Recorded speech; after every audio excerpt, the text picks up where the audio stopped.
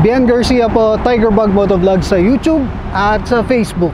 Ngayon, let me discuss yung experience ko ngayon about like 160 is surprised talaga ako dun sa performance niya.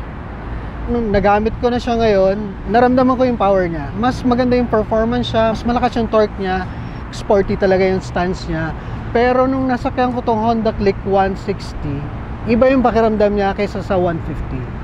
Nandito tayo ngayon sa Honda Safety Driving Center. So yung Honda Click ngayon, sinubukan ko dito.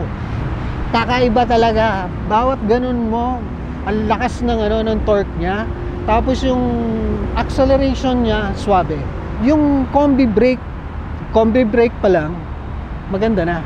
Ayos na talaga siya. Yung power to weight ratio at saka yung dimensions ng Honda Click, for me, it's perfect. Punta lang kayo dito sa HSDC, Honda Safety Driving Center.